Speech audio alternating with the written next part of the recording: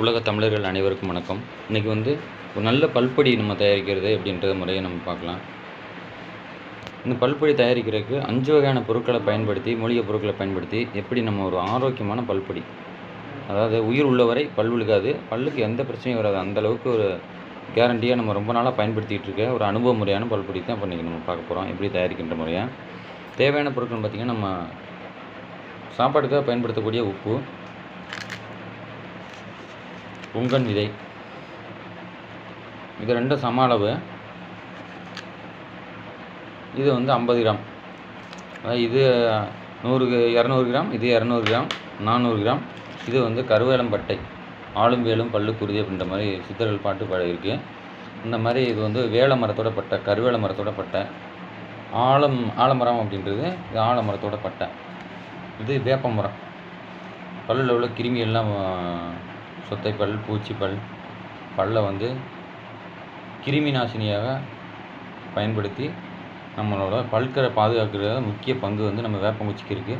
முன் காலத்தில் பார்த்திங்கன்னா நிறைய நபர்கள் கிராமத்துகளில் வேப்பங்குச்சி பல் விலைக்கு தான் பல்லை க்ளீன் பண்ணுவாங்க. அப்போல்லாம் பல்லுக்கு எந்த பிரச்சனையும் வந்ததில்லை. இப்போ அதெல்லாம் நம்ம காலப்போக்கில் மறந்ததால் பல்லுக்கு ஏகப்பட்ட பிரச்சனை டென்டல் கிளினிக் அதிகமாகிடுச்சு. இப்போ அதெல்லாம் நம்ம வரவிடாமல் நம்ம அந்த மூலிகை பல்பொடியை வச்சே நம்ம பல்லை முழுமையாக எப்படி பாதுகாக்கலான்ற ஒரு முறைக்கு தான் இப்போ அந்த பல்பொடி தயாரிக்கிற முறையை போடுறோம். நம்மளுடைய சப்ஸ்கிரைபர் அனைவரும் இந்த இதை பயன்படுத்தி பயன்பெறுங்க. இது ஒரு நல்ல ஃபார்முலா. இது எல்லாமே பார்த்திங்கன்னா அந்த ஃபார்முலா கூட அளவு இப்போ சொல்லியாச்சு.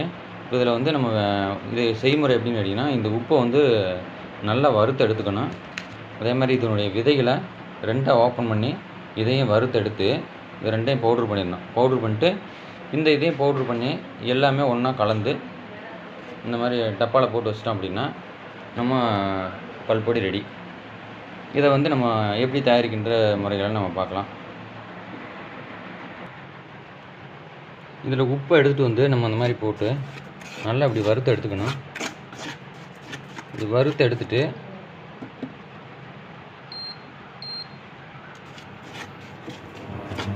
நல்லா வெடிப்படங்கிற அளவுக்கு நம்ம நல்லா வறுத்துக்கிறோம். வறுத்து பத்திரப்படுத்தி வச்சுக்கணும். பொன்னிறமாக இப்போ புங்கங்கொட்டையை எடுத்து நம்ம பூராத்தையும் இந்த மாதிரி 2ஆக உடச்சிடணும். பூராத்தையும் 2ஆக உடச்சி இந்த மாதிரி நல்லா வறுத்து எடுத்துக்கணும். வறுத்து எடுத்துட்டு